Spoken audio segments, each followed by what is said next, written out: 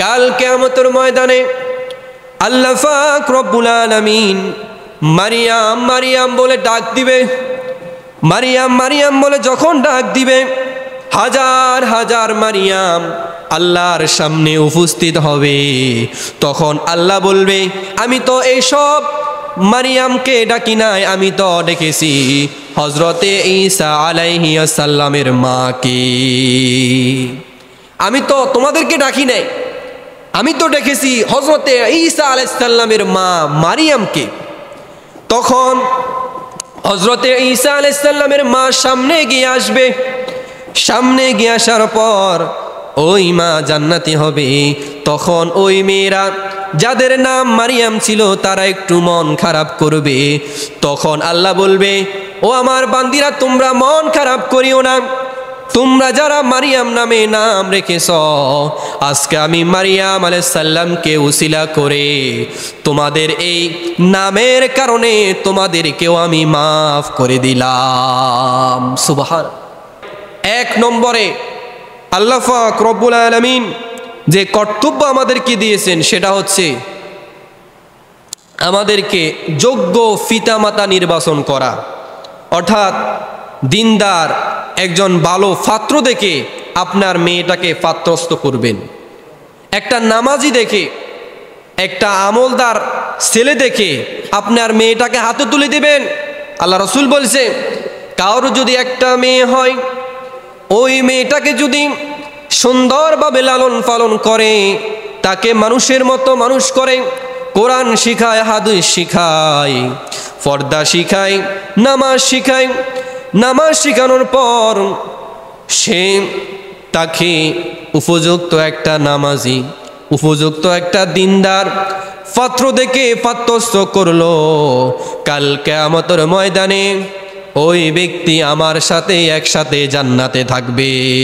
সুবহানাল্লাহ। আপনার মেয়েটা আপনার জন্য জান্নাত হবে যদি আপনার মেয়েটাকে আপনি কোরআন শিখান, হাদিস শিখান, দিনদারিত্ব শিখান। দিনদারিত্ব শিখার পরে আপনি নেককার দেখে, দিনদার দেখে একটা ছেলের হাতে উঠাই দিতে পারছেন, আল্লাহ রাসূল বলছে ওই লোকটা কাল কিয়ামতের ময়দানে আমার সাথে জান্নাতে ফাঁসাফাঁসি থাকবে। সুবহানাল্লাহ। তা আপনার কি চান? দুনিয়াতে একটা মেয়ের মালিক হয়েছেন, বাবা হয়েছেন, এই মেয়েটাকে লালন পালন করে আপনি জান্নাতের মালিক হয়ে গেছেন। এই কারণে বিবাহ করার সময় আপনাকে সবচাইতে দিনদারিত্বকে প্রাধান্য দিতে হবে। আর ছেলেরা যারা রয়েছে তারা যখন মেয়ে দেখবে, সবচাইতে দিনদারিত্বকে বেশি প্রাধান্য দিতে হবে। একটা মেয়ে খাটো অথবা কালো, এই কারণে আমরা এটাকে পছন্দ করি না। বলুন তো দেখি, সে যে খাটো হয়েছে এটা কি তার দোষ? বলেন না, এটা তার দোষ। আপনি খাটো হয়েছে এই কারণে এই মেয়েটাকে পছন্দ করেন না, তো বুঝা যার আপনি আল্লাহর সৃষ্টিটাকে পছন্দ করেন না। নাউজুবিল্লাহ। কারণ এই মেয়েটা তো নিজে নিজে এরকম হয় নাই, আল্লাহ এই মেয়েটাকে এমন বানিয়েছে। এই মেয়েটা তো নিজে নিজে কালো হয় নাই, যে বাড়ির মধ্যে যে হান্ডি পাতিল থাকে এটা নিচে যে কালি থাকে এগুলা লাগাইয়া হাত ফার মধ্যে সে বাইর হয়েছে, বা সে এরকম করেই জন্মগ্রহণ করছে। বিষয়টা এরকম না, আল্লাহ তারা এইভাবে বানাইছে। তা আপনি কেন তাকে গুরুত্ব দিলেন না? সে যদি দিনদারিত্ব হয় অবশ্যই আপনি তাকেই গুরুত্ব দিবেন। ভাই, মানুষ জীবনে এই জায়গায় যদি ধোঁকা খায়, যদি নেককার স্ত্রী যদি বিবাহ করতে ধোঁকা খায়, তার জীবনটাই জাহান্নাম হয়ে যায়। বিবাহ করার পর কি হয় এটা আপনারা আমার চেয়েও ভালো জানেন। সংসার জীবন কঠিন না, অভাব অনটন দুঃখ কষ্ট এগুলা আসবে, কিন্তু আপনার স্ত্রী যদি দিনদার হয় সে অভাবের সময়ে বলবো আলহামদুলিল্লাহ। আর যদি আপনার স্ত্রীটা দিনদার না হয় তখন বলবে যে তুমি আমার ঠিকমতো খাওয়াইতে পারো না, ঠিকমতো পড়াইতে পারো না, আমি তোমার ঘরে থাকতাম না, আমারে তুমি আমার বাপের বাড়িতে দিয়ে আসো, আমারে তালাক দিয়ে দাও। আর যদি একটা নেককার স্ত্রী হয় সে সব সময় স্বামীকে সাহস দিবে, স্বামীর জন্য দোয়া করবে, আয় রোজগারের জন্য দোয়া করবে, সব সময় ইস্তেগফার করবে ওই দিনদার মেয়েটা। আর যদি দিনদার না হয় আপনার ওই সংসারটা জাহান্নামের টুকরা হয়ে যাবে। এই কারণে দিনদারিত্বকে সবচাইতে বেশি গুরুত্ব দিতে হবে। দিনদারিত্বকে যদি গুরুত্ব দেন, জান্নাত কি জিনিস, এই জান্নাতের স্বাদ আপনি এই দুনিয়াত উপভোগ করবেন। এই কারণে যারা মেয়ে দেখব, দিনদারিত্বকে সবচাইতে বেশি প্রাধান্য দিব। মেয়ে দেখার সময় আমরা মেয়েকে না দেখে মেয়ের খালারা কেমন, মেয়ের ফুফারা কেমন, তাদের চরিত্র দেখে একটা মেয়েকে চয়েস করবেন। তার সামনের ফিগার দেখে পছন্দ করিয়েন না, তাহলে ধোঁকায় পড়বেন। তার সামনের বাহ্যিক সৌন্দর্য দেখে পছন্দ করিয়েন না, তাহলে বিপদে পড়ে যাবেন। সম্মানিত উপস্থিতি, এই কারণে আল্লাহর হাবিব সাল্লাল্লাহু আলাইহি ওয়াসাল্লাম বলেন, মা বাবার উপর 1 নম্বর দায়িত্ব হচ্ছে দিনদার, পর্দাশীল এবং কি ভালো ছেলে নির্বাচন করা। দিনদার একটা ছেলে পাইছেন, আপনার মেয়েটাকে হাতে উঠাই দেন।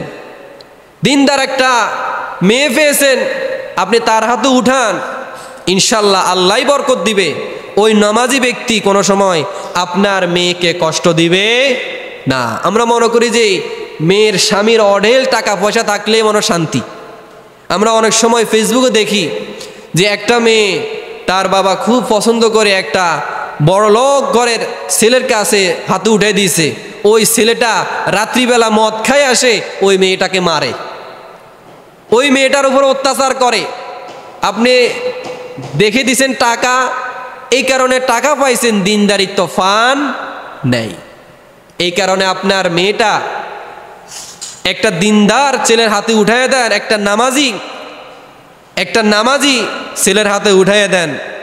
ওই ছেলেটা যখন দেখতে আসবেন, আগে তাকে দেখবেন যে নামাজ পড়ে কিনা, তার বন্ধু বান্ধব আত্মীয় স্বজন যারা আছে তাদের দিয়ে একটু রিসাইকেল করবেন যে ছেলেটা নামাজি কিনা, ভালো কিনা, সে কি মদ খায়, জুয়া খায়, ইয়াবা খায়, এরকম ছেলে কিনা, এটা দেখবেন।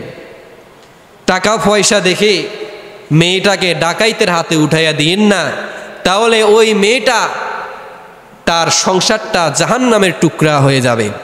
এই কারণে আল্লাহ রাসূল সাল্লাল্লাহু আলাইহি ওয়াসাল্লাম সবচাইতে দিনদারিত্বকে প্রাধান্য দিয়েছে। এই কারণে দিনদারিত্ব দেখে আমরা মেয়েটাকে চয়েস করব, দিনদারিত্ব দেখে ছেলেটাকে চয়েস করব।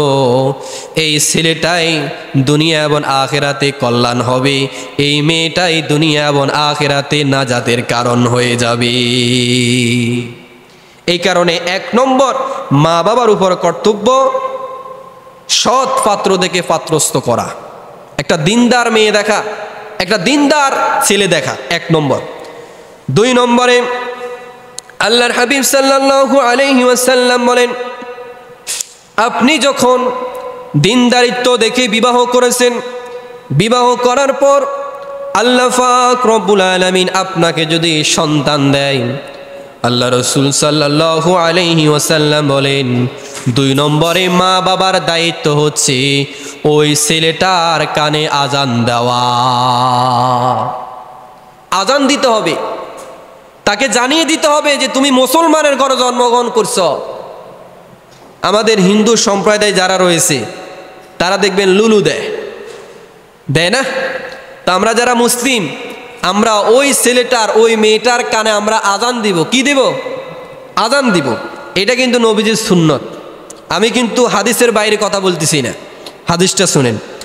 আল্লাহ রাসূল সাল্লাল্লাহু আলাইহি ওয়াসাল্লাম বলেন, রাআইতু রাসূলুল্লাহি সাল্লাল্লাহু আলাইহি ওয়াসাল্লাম আযানা ফি উযুনিল হাসানি ইবনে আলী হিনা ওয়ালাদাতহু ফাতিমাতু বিসসালাতি। হযরতে আবু রাফি রাদিয়াল্লাহু তাআলা আনহু বলেন, আমি দেখলাম যে ফাতিমা রাদিয়াল্লাহু তাআলা আনহা যখন হাসানকে জন্ম দিলেন, রাসূলুল্লাহ সাল্লাল্লাহু আলাইহি ওয়াসাল্লাম হাসান রাদিয়াল্লাহু তাআলা আনহুর কানে নামাজের ন্যায় আজান দিয়েছেন। নামাজের ন্যায় আজান দিয়েছে। এই কারণে ছেলের সন্তান হওয়ার পর উচিত হচ্ছে, সুন্নত হচ্ছে আজান দেওয়া।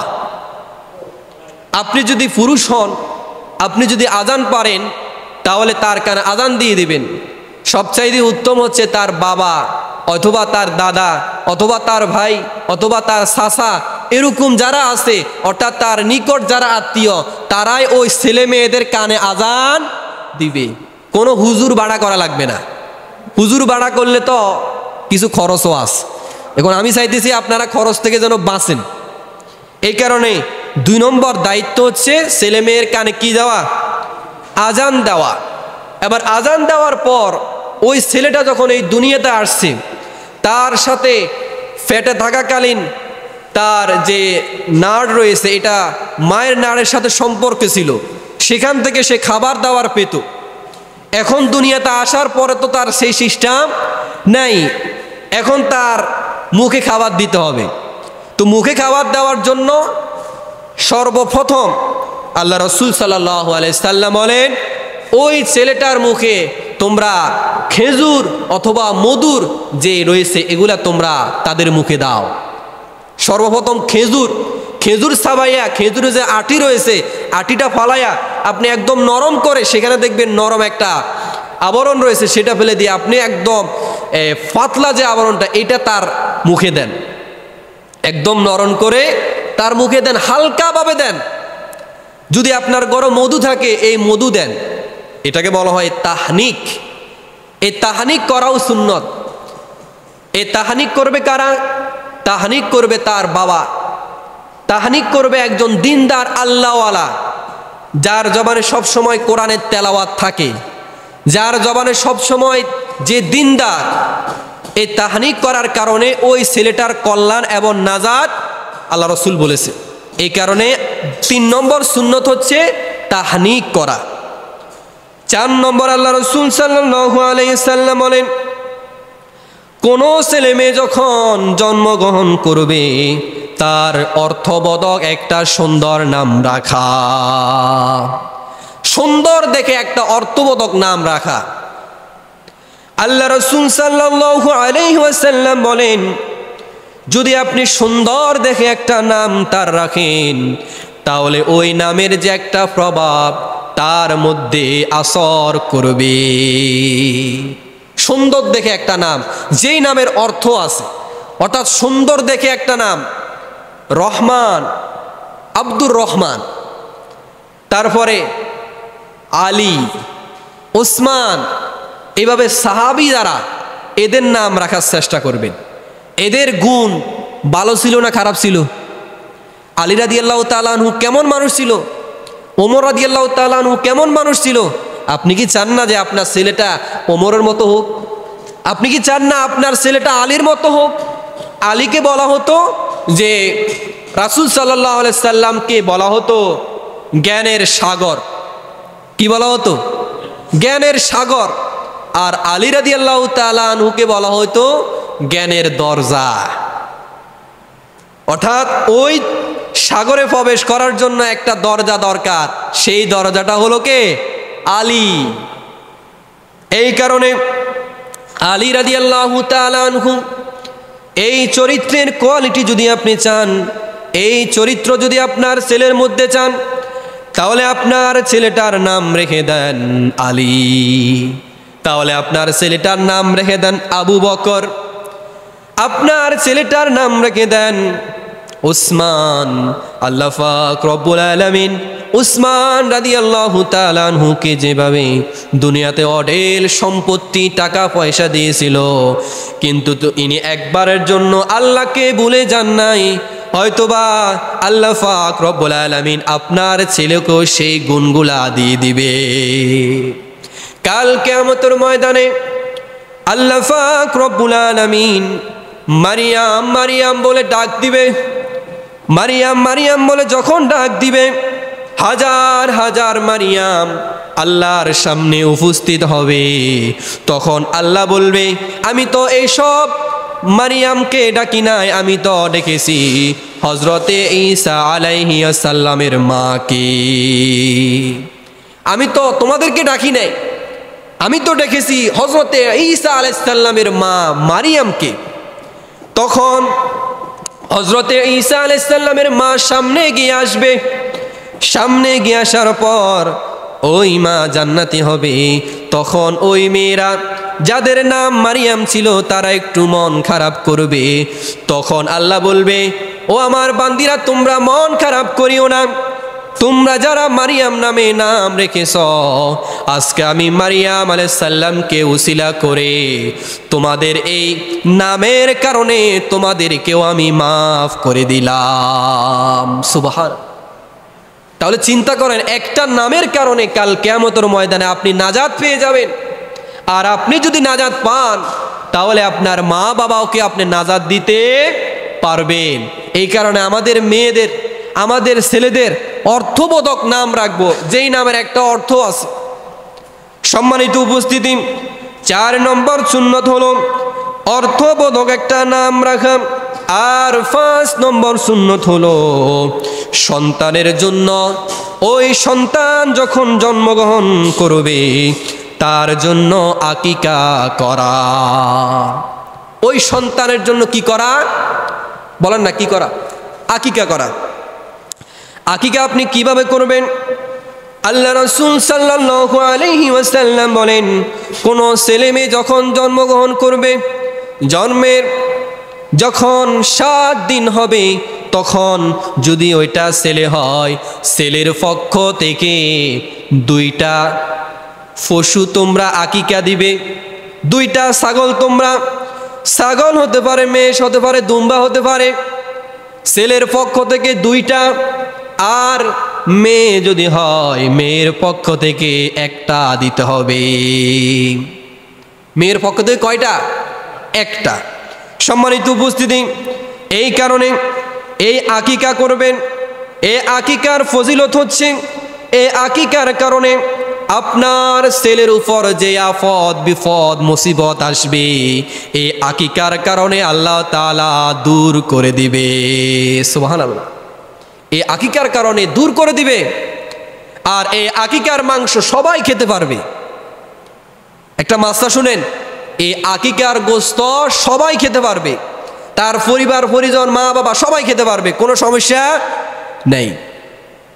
ছেলের পক্ষ থেকে 2টা আর মেয়ের পক্ষ থেকে 1টা। তারপরও মেয়েরা বলে যে মেয়েদেরকে ঠকাইছে ইসলাম, পুরুষের জন্য 2টা করে দিয়েছে, আমাদের জন্য 1। মেয়েদের জন্য কয়টা? 1টা। ইসলাম তাদেরকে কত সুযোগ দিয়েছে, তারপরও তারা বলে যে ইসলাম আমাদেরকে কিছুই দেয়নি। সম্মানিত উপস্থিতি, তাহলে 5 নম্বর সুন্নত হচ্ছে মেয়েটার আকিকা করা। 6 নম্বরে আল্লাহ রাসূল সাল্লাল্লাহু আলাইহি ওয়াসাল্লাম বলেন, ওই ছেলেটার খাতনা করা। খাতনা করা এটাও সুন্নত। আল্লাহ রাসূল বলছে তোমরা খাতনা করো, কারণ অন্যান্য নবীর উম্মরা খাতনা করে নাই, এই কারণে তোমরা কি করো? খাতনা করো। আল্লাহর হাবিব সাল্লাল্লাহু আলাইহি ওয়াসাল্লাম বলেন, হাকিম আনিল হাসানি ওয়াল হুসাইনি ওয়া খানাফাহুমা লিসাবআতিন আইয়াম। আল্লাহ রাসূল সাল্লাল্লাহু আলাইহি ওয়াসাল্লাম বলেন, হুসাইনদের জন্য, যখন হুসাইন রাদিয়াল্লাহু তাআলা আনহু যখন জন্মগ্রহণ করেছেন, আল্লাহ রাসূল সাল্লাল্লাহু আলাইহি ওয়াসাল্লাম 7ম দিনে তার পক্ষ থেকে আকিকা করেন। 7ম দিনে হুসাইন রাদিয়াল্লাহু তাআলা আনহুর পক্ষ থেকে আল্লাহ রাসূল নিজে আকিকা করেছে। তারপর আসুন 7 নম্বর মা বাবার দায়িত্ব হলো ওই ছেলেটাকে অথবা ওই মেয়েটাকে 2 বছর পর্যন্ত তাকে দুধ পান করানো। মেয়েটাকে, ছেলেটাকে কি করা? দুধ পান করা। আল্লাহ রাসূল সাল্লাল্লাহু আলাইহি সাল্লাম এখানে 2টা দায়িত্ব ভাগ করে দিয়েছেন। একটা দায়িত্ব মাকে দিয়েছেন, আর একটা দায়িত্ব বাবাকে দিয়েছেন। দায়িত্বগুলো শুনুন। আল্লাহ পাক রব্বুল আলামিন বলেন, والوالدات يرضعن أولادهن حولين كاملين لمن أراد أن يتم الرضاعة وعلى المولود له رزقهن وكسوتهن بالمعروف। আল্লাহ পাক রব্বুল আলামিন এক নম্বর দায়িত্ব দিয়েছেন তার মাকে, এক নম্বর দায়িত্ব দিয়েছে, ওহে যারা মারা তোমাদেরকে বলতেছি, তোমরা তোমাদের ছেলেদের অথবা মেয়েদের 2 বছর পর্যন্ত তোমরা দুধ পান করাও। 2 বছর পর্যন্ত, এটা কোরআন আয়াত, 2 বছর পর্যন্ত দুধ পান করাও। আর আমরা দুধ পান না করাই আমরা গরুর দুধ, ডানু মানু, কত হাবি যাবি আমরা এগুলো খাওয়াইতেছি। আমরা একটা ছেলে সে হয়তো তার মায়ের মতো বাবার মতো, বিষয়টা এমন না। এখন আমরা তাকে খাওয়াইতেছি গরুর দুধ অথবা বিভিন্ন বাজারে যে দুধগুলা বেচে, এগুলা কি কোনো মানুষের দুধ নাকি গরুর দুধ? তো তার স্বভাবটা কেমন হবে একটু চিন্তা করেন, বিবেক দি খাটান যে আমার ছেলেকে আমার মতো হওয়া দরকার নাকি পশুর মতো যেখানে সেখানে জামাই ফুটবে, যেখানে সেখানে হামলা করবে, সেরকম হবে। এই কারণে ছেলে মেয়েদেরকে আপনি আপনার 2 বছর পর্যন্ত নিজের দুধ খাওয়াবেন, তারপরে যাই আপনি অন্য কোনো পশু বা খাবান, সেটা সমস্যা নয়। কিন্তু আল্লাহ বলতেছে 2 বছর পর্যন্ত খাওয়াইতে হইব, এটা আল্লাহর দায়িত্ব আপনার উপর দিয়ে দিস। তারপরে আল্লাহ পাক রব্বুল আলামিন বলেন, আর আমি পিতাকে দায়িত্ব দিলাম তার ভরণ পোষণ করার জন্য। তার পিতাকে বলেছি তুমি এই ছেলেটার ভরণ পোষণ করবে, অসুখ হলে ডাক্তারের কাছে নিবে, তারপরে তার জামা কিনে দিবা, তারে খাওয়াইবা, দাওয়াইবা, পড়াইবা। তাহলে 2 জনের 2টা দায়িত্ব কি ভাগ করে দিস।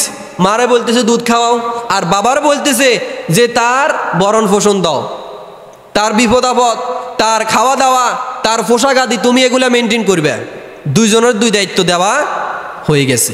এখন যদি মা বাবা 2 জনে চাকরি করে, বলেন তো দেখি ছেলের কি অধিকার আদায় হবে? বলেন না। মেয়েটা চলে গেছে, স্বামীটা চলে গেছে চাকরিতে, আবার মাটা চলে গেছে চাকরিতে, আর ওই মেয়েটাকে ওই ছেলেটাকে রেখে দিছে একদম, বা যে কর্মচারী থাকে বা বাসা বাড়িতে যে কাজ কাম করে, যে কাজের বুয়ারা, এদের কাছে রেখে গেছে। তো এই কি করে? ছেলেটা তো মা ছাড়া থাকে না, কান্নাকাটি করে। তো কতক্ষণ পরে সে কি করে?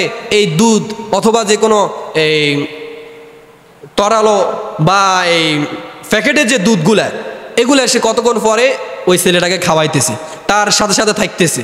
মায়ের আদরও পাইতেছে না, আর ছেলে ওই বাবার আদরও পাইতেছে না। তো এই ছেলেটা কার মতো হবে? এই ছেলেটার চরিত্র কেমন হবে? সে তো তার অধিকার আপনি যেভাবে হরণ করেছেন, আপনিও তার থেকে আপনি কোনো খেদমত আপনার পাওয়ার কথা, আপনি যেভাবে হরণ করেছেন, কথা ছিল আপনি এই ছেলেটাকে আগলিয়ে রাখবেন, দুধ খাওয়াবেন, তাকে সেবা যত্ন করবেন, তার খেদমত করবেন। এক সময় আপনি সেই খেদমত পাবেন, যেহেতু আপনিও করেন নাই, আপনিও পাওয়ার যোগ্য না। এই কারণে আল্লাহ রাসূল সাল্লাল্লাহু আলাইহি ওয়াসাল্লাম যে দায়িত্বগুলো আমাদেরকে দিয়েছে, এই দায়িত্বগুলো আমাদেরকে সঠিকভাবে পালন করতে হবে। সম্মানিত উপস্থিতি, তারপর আসুন আল্লাহ রাসূল সাল্লাল্লাহু আলাইহি ওয়াসাল্লাম আরো 3 থেকে 4টা যে দায়িত্ব মা বাবার উপরে যে দিয়েছেন, এই দায়িত্বগুলো আমাদেরকে যদি সঠিকভাবে আমরা আদায় না করি, তাহলে কাল কিয়ামতের ময়দানে আল্লাহর কাঠগড়ায় আমরা মা বাবা যারা রয়েছি তাদেরকে দাঁড়ানো লাগবে। একজন সাহাবী ওমর রাদিয়াল্লাহু তাআলা আনহুর কাছে এসে নালিশ দিয়েছে তার ছেলের নামে। কি হয়েছে? যে আমার ছেলে প্রতিদিন আমার দড়ি মারে। কি করে? প্রতিদিন দড়ি আমার খুলি কি করে? মারে, আমারে আঘাত করে। তখন ওমর রাদিয়াল্লাহু তাআলা আনহু লোক পাঠালেন যে ওই ছেলেটাকে আমার দরবারে নিয়ে আসো।